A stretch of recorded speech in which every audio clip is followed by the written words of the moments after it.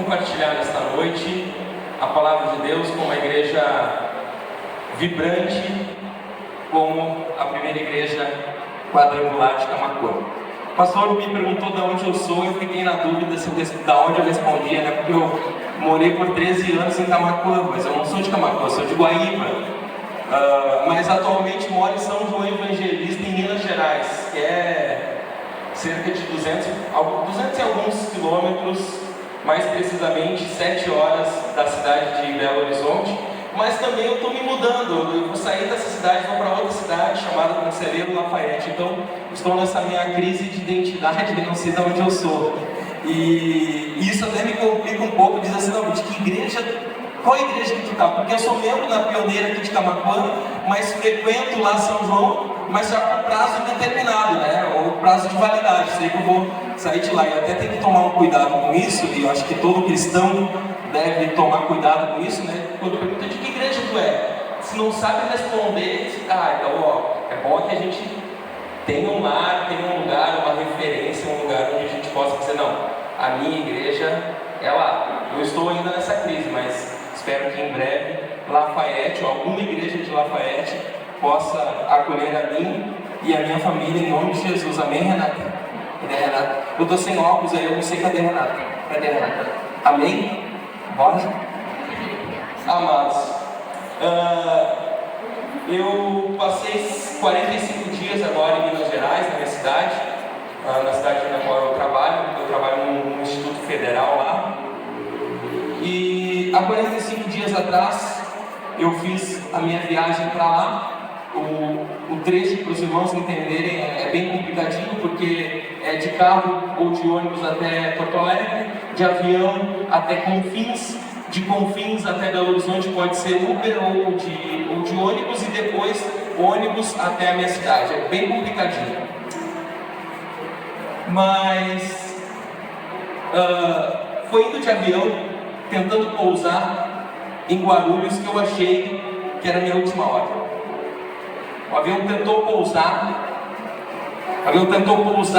e assim parece que a gente saiu do banco, a gente flutuou e ele subiu de novo e a gente ouviu aquela palavra que a gente sempre ouve em acidentes, né? O avião remeteu.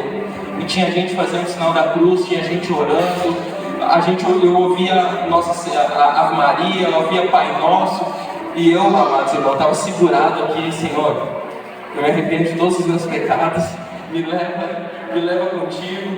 E aí isso foi na primeira tentativa. Entre a primeira tentativa e a segunda tentativa de pousar, o meu companheiro de viagem disse, hoje foi difícil de sair de casa. As minhas filhas choraram, eu lembrando de eu saindo de casa com a Isabela agarrada em mim assim, pai não vai. Eu disse, Senhor, agora é minha hora. Foi minha despedida, vou embora, vou partir. E de novo o avião tentando pousar, a gente sai da poltrona assim, ele volta de novo. Eu disse, Jesus, é agora. E aí começa a balançar tudo. Só faltou cair as máscaras. Se caísse as máscaras aí, eu ia, com certeza, talvez morrer até ter um infarto ali na hora. E as minhas últimas palavras ali, com certeza, seriam a minha oração ao Senhor, um clamor ao Senhor. E naquele dia que o pastor Rafael me contratou para trazer uma palavra, a minha mente me levou direto para Jesus no templo, com as crianças chegando e os discípulos afastando as crianças, dizendo não, e Jesus diz, não, esse aqui é o reino dos céus. Mas o Espírito Santo de Deus me levou a outros textos. O Espírito Santo de Deus me levou a um texto que eu não tinha estudado. Há textos que eu não tinha estudado com uma profundidade que ele queria trazer nesta noite.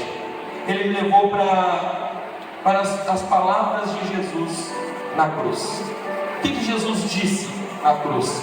Quais foram as últimas palavras de Jesus na cruz? E eu te pergunto, quais seriam as tuas últimas palavras?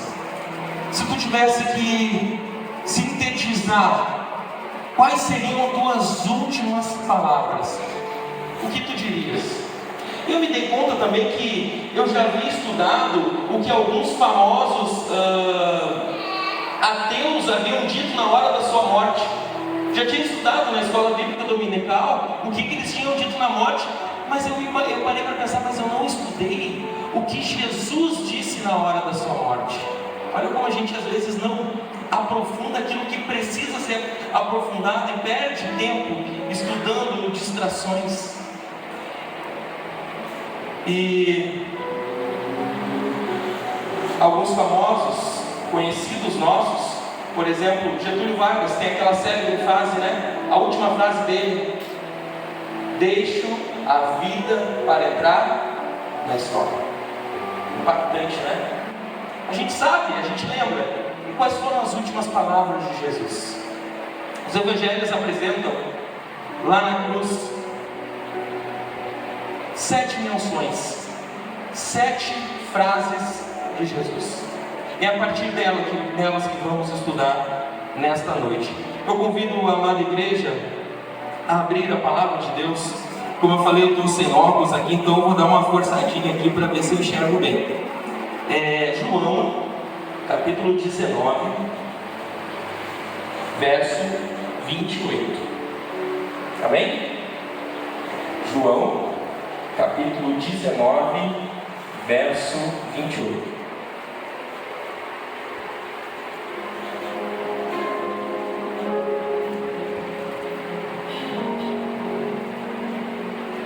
Quais foram as últimas palavras de Jesus na cruz? João aqui apresenta algumas delas, não todas. A gente precisa ir para Lucas e precisa ir para Mateus para refletir sobre as outras palavras que Jesus falou naquele momento, naquela angústia. Só para localizar os irmãos, isso é uma sexta-feira, a sexta-feira que vem antes da Páscoa judaica. Eles estavam se preparando já para a Páscoa judaica. Jesus então é crucificado e antes do pôr do sol, antes do sol se pôr, Jesus morre.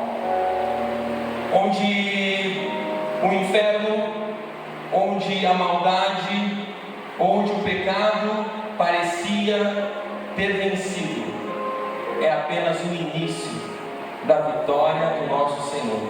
A vitória a qual Ele nos dá, nos concede, para que nós também tenhamos vida nele. Depois, vendo Jesus, tudo que já estava consumado, para se cumprir as Escrituras, disse: eu tenho sede. Estava ali um vaso cheio de vinagre. Então os soldados embeberam vinagre em uma esponja e, fixando-a num caniço em sopro, lhe chegaram à boca. Quando, pois, Jesus tomou o vinagre e disse: está consumado, e inclinando a sua cabeça, rendeu o seu espírito. Deus querido Pai amado, muito obrigado pela tua palavra, Deus. Obrigado por esta cena que acabamos de ler, ó Deus, onde o teu Filho Jesus se entrega e consuma a obra na cruz, ó Deus, que rasga, ó Deus, rasga toda a acusação do pecado contra nós, rasga, ó Deus, toda a maldição lançada contra nós, ó Pai. Ó Deus, obrigado pela cena que lemos, ó Deus, a cena em que Cristo aparentemente está derrotado. Mas nós todos sabemos que é onde começa o triunfo do reino de Deus. Em nome de Jesus, abençoa-nos com a tua palavra nesta noite. Amém.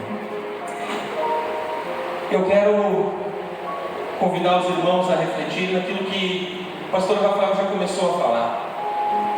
E eu louvo a Deus quando o culto, o prelúdio da palavra, aquilo que vem antes da palavra, já anuncia aquilo que Deus primeiramente colocou no meu coração. Não tinha combinado com o pastor de falar sobre palavras e aliações ou exemplos, mas eu quero caminhar por aí. Todas as palavras que Jesus disse na cruz testificaram do que Ele fez em sua vida. Diferente de nós humanos, que muitas vezes mudamos de opinião, que muitas vezes empenhamos nossa palavra, mas as nossas atitudes contradizem nossa palavra. em nosso Deus havia harmonia entre as suas atitudes e as suas palavras. Amados, eu sei que é muito difícil, se nós analisarmos as nossas vidas, muitas das coisas que a gente fala, muitos dos padrões que a gente prega, a gente não consegue, por nossas limitações, por nossos pecados, a gente não consegue ser aquilo que nós queríamos ser. Mas Cristo nos convida a caminhar neste caminho. Ele nos convida a fazer com que todas as palavras que dissemos se faça verdade na nossa vida. Que a nossa vida não seja apenas discurso, não seja apenas lição de moral, mas seja verdade vivida. Paulo bem disse que o bem que ele queria fazer, ele não conseguia fazer, mas o mal que ele não queria, ele fazia rapidamente. E nós somos assim também. Jesus, quando ele, lá em Lucas 23, se alguém quiser abrir, 23, 24, quando Cristo olha para aquela multidão, que há poucos dias, amados, há poucos dias havia recebido ele com louvor, dizendo: Hosana nas alturas. Há poucos dias tinha exaltado ele como rei. Estavam dizendo já agora: não, Pilatos, risca essa placa que tu colocou escrita aí em cima da cruz, rei dos judeus, risca, diz: olha, ele que disse é rei dos judeus, ele disse: eu sou o rei dos judeus. E Pilatos disse: não, o que está feito, está feito. E ficou lá. Os judeus crucificaram o rei dos judeus.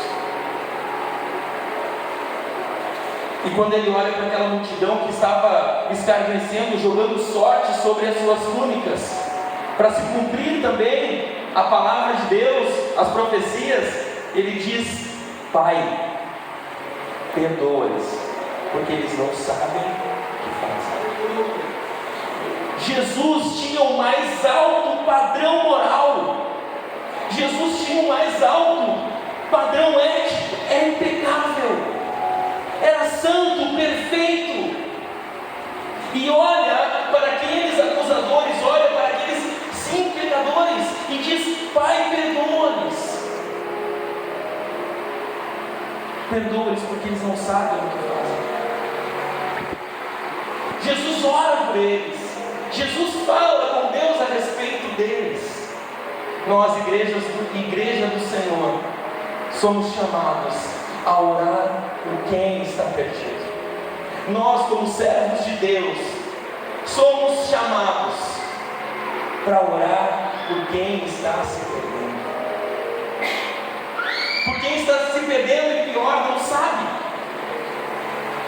Às vezes cresceu, conhece a igreja desde pequeno, mas vive uma vida que a gente sabe que está longe do Evangelho. Vive uma vida que conhece as Escrituras, sabe textos bíblicos, mas não conhece o Jesus das Escrituras. Não tem um relacionamento com Deus, porque foi para isso que existiu a cruz. A cruz existiu para que o véu do templo fosse rasgado de cima a baixo, e nós hoje pudéssemos ter acesso ao Santo dos Santos, que era um lugar onde Jesus, onde Deus se manifestava única e exclusivamente para o sacerdote. E agora todos nós podemos ter acesso a Ele. Nós somos chamados, nós somos convidados, nós somos convocados a, mesmo no momento de sofrimento, mesmo no momento em que homens maus nos fizerem mal, nós venhamos a interceder pela vida e pela salvação deles. Talvez alguém tenha te causado um dano muito severo. E se a gente fizer uma revisão do nosso passado, Inúmeras pessoas nos causaram dano. Jesus, em Mateus 5, ele diz o seguinte: filhinhos, meus discípulos, que proveito há amar quem vos ama? Qual o proveito ou o que há de nobre em amar quem já ama vocês? Eu peço de vocês um pouco mais. Eu peço de vocês que andem uma segunda milha. Eu peço de vocês que deem também a sua capa. Eu peço de vocês que amem e orem pelos seus inimigos, por aqueles que fazem mal a vocês. Sim, falando assim, eu escutando a minha voz, eu paro e penso assim: não, Jonatas, mas isso é uma utopia, isso não existe. Onde já se viu? Alguém me faz o mal e eu vou lá e oro e abençoo a pessoa. Isso é utópico, isso eu deixo só para Jesus, mas é o próprio Cristo que nos convida. Alguém te fez mal, alguém tu considera mal, então ore e abençoa aquela vida. Assim como a gente fez aqui com o pequeno João Vicente, abençoa eles com as mãos e abençoa, deseja o bem delas. Este é o caminho que Jesus nos convida a caminhar. Um caminho em que o discurso esteja em harmonia com a prática, em que as nossas ações e as nossas palavras sejam de bênção, inclusive para os nossos inimigos. Em Lucas 23, 43, ele escuta um diálogo entre dois ladrões que mereciam, na própria concepção do próprio ladrão, nós merecíamos estar aqui crucificados, nós roubamos. E ele ouve as palavras do ladrão que diz: lembra-te de mim quando entrares no teu reino. E Jesus, eu imagino Jesus falando isso para mim. Jesus olhando para a minha vida inteirinha, fazendo uma tomografia que é mais visível, mostra mais. Ele olhando cada detalhe da minha vida e eu sabendo que eu sou pecador, eu reconhecendo isso, e eu olhando para ele e ele dizendo: eu te digo hoje, estarás comigo no paraíso. Ele não diz: Jonatas, antes de entrar no paraíso, eu quero que tu dê o dízimo, que tu vá à igreja pelo menos 7 vezes na semana, que tu faça isso, faça aquilo outro, que tu demonstre que realmente está comigo. Vou te fazer uma pergunta, vou te fazer um quiz aqui. Se tu responder 3 perguntas certas, tu está comigo no paraíso. Não. Jesus não interpõe nenhuma condição. A única condição já estava no momento que estava sendo crucificado: é o desejo de estar com Deus na eternidade. Aleluia. Se tu queres estar com Deus na eternidade, fala com Ele, clama a Ele, diz: Pai, é hoje, é nesta noite. É nesta noite que eu quero e eu desejo estar contigo na eternidade. Me recebe no teu reino. E com certeza Jesus vai te responder: filho amado, filha amada, hoje mesmo estarás comigo no paraíso. E eu digo hoje mesmo, não é no sentido de que nós vamos morrer, não. É no sentido de que vamos fazer do lugar onde estamos o reino de Deus. Transformar o lugar onde estamos no reino de Deus. Através da harmonia entre o nosso discurso e a nossa prática. Amados, mesmo vivendo aquilo que Deus tem para ti, isso não te garante que tu não vá passar por sofrimento. No momento da cruz, no momento que Jesus estava ali pendurado, ele se sente abandonado por Deus. Quem já se sentiu abandonado por Deus?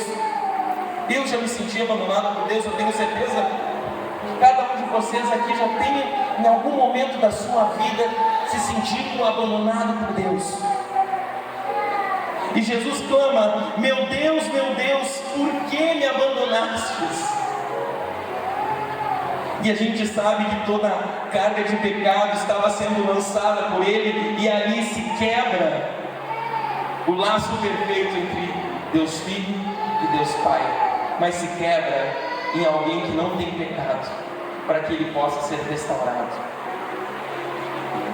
Jesus também se sentiu abandonado, mas Deus estava com Ele. Tu pode ter se sentido abandonado, tu pode estar te sentindo abandonado, mas Ele te diz: eu sou o bom pastor, eu conheço as minhas ovelhas, eu te guio pelo vale da sombra da morte. Não significa que não vais passar, significa que eu estarei contigo. E vamos falar mais sobre isso daqui a pouco. Outra frase que Jesus diz, vocês podem encontrar em João 19:26. Ele olha para sua mãe e diz: mulher, eis aí o teu filho.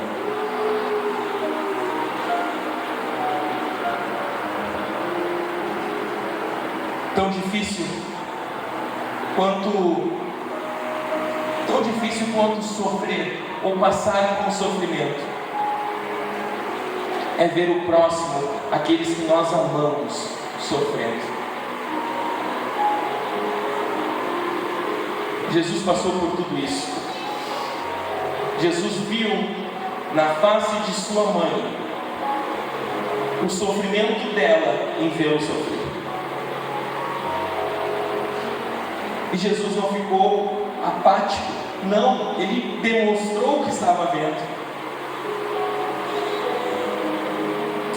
Jesus se mostra um Deus 100% humano, um Deus implicado conosco.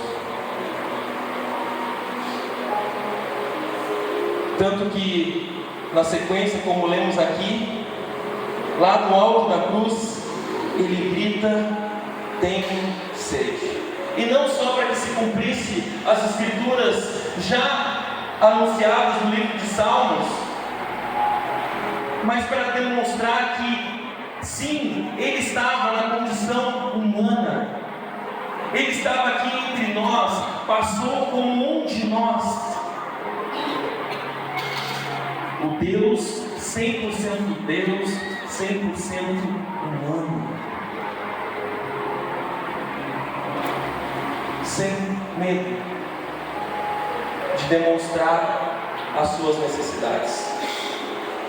Tenho sede.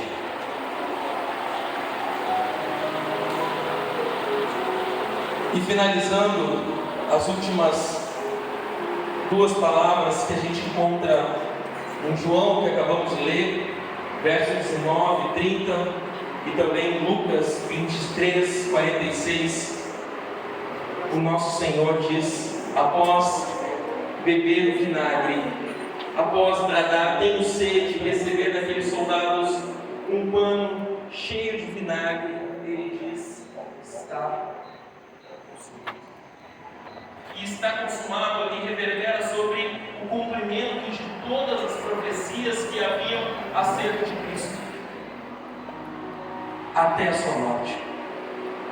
E está consumado porque ele reconhecia que aquele era o momento derradeiro, e que lá em Lucas ouviu e lembrou Jesus dizendo: Pai, em tua mão eu entrego o meu espírito. No momento da sua morte, Jesus fez o que fez durante toda a sua vida, se entregou inteiramente nas mãos de Deus. no momento da sua morte, Ele fez o que já havia feito. Ele se entregou ao seu Pai. Quais seriam as suas últimas palavras?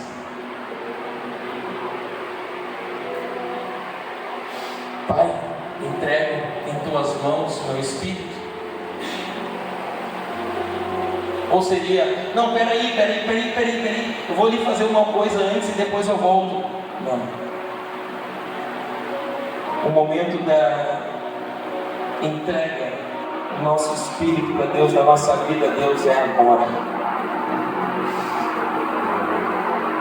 Alguns me perguntam por que eu fui para tão longe fazer concurso, ou por que eu fui para lá, né? E para mim é simples a resposta. A oportunidade não passa 2 vezes.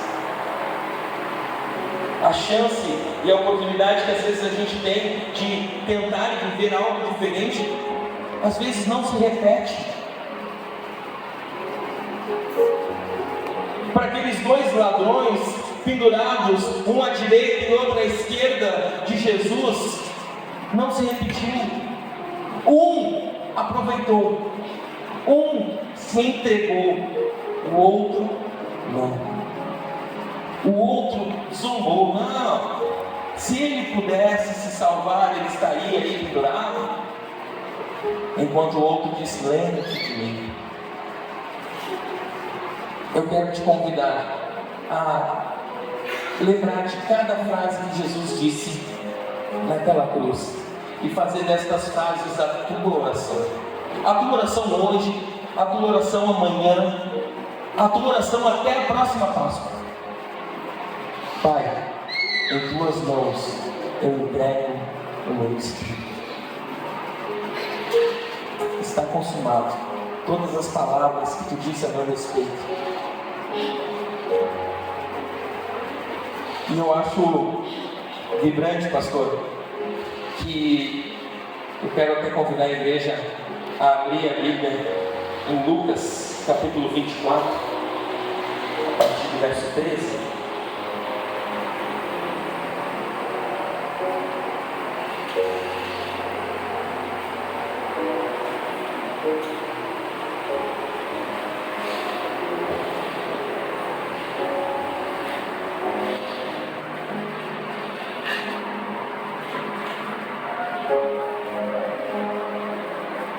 E a gente pula direto, Lucas 24, a gente pula direto para o versículo 30. Lucas 24, 30. E eu acho vibrante, pastor, que a palavra de Deus, ela se completa. Um texto vai completando, corroborando com o outro, e quanto mais a gente aprofunda, quanto mais a gente começa a fazer esses paralelos, mais a gente aquece o coração com a palavra que Ele nos deixou. E diz o seguinte: e aconteceu que quando estava à mesa, tomando Ele o pão, abençoou e tendo partido lhes deu. Então se lhes abriram os olhos e reconheceram, mas Ele desapareceu da presença deles. Esse texto bastante conhecido, porque a gente tem um louvor com esse texto. Os 2 discípulos, um deles Cleopas, e é interessante que no texto em que nós lemos sobre a mãe de Jesus, a esposa de Cleopas estava lá com ela, era uma das 4 mulheres que estavam com Jesus aos pés da cruz. E agora, não diz o nome do segundo discípulo, mas o que tudo indica era a esposa de Cleopas. Então estava o marido e a sua esposa, e eles conversam durante muito tempo. Jesus conversa com eles, Jesus fala, eles falam com Jesus, mas é no momento do partir do pão, daquilo que Jesus fez muitas e muitas vezes, é que os olhos deles se abrem. não é no momento da palavra, não é no momento da comunicação, é no momento em que toda a palavra se concretiza em uma ação. Então eles reconhecem que Jesus é o Filho de Deus. E mais, Jesus andou com eles, Jesus estava com eles, cumprindo aquilo que Ele mesmo havia dito.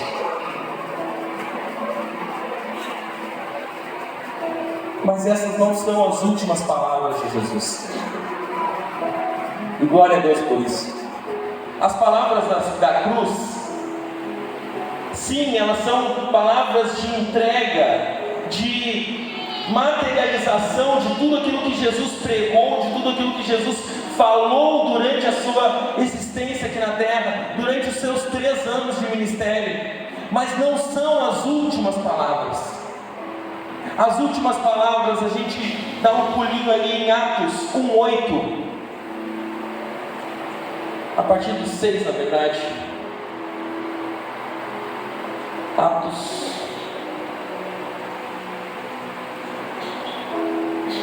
Capítulo 1. A partir do verso 6.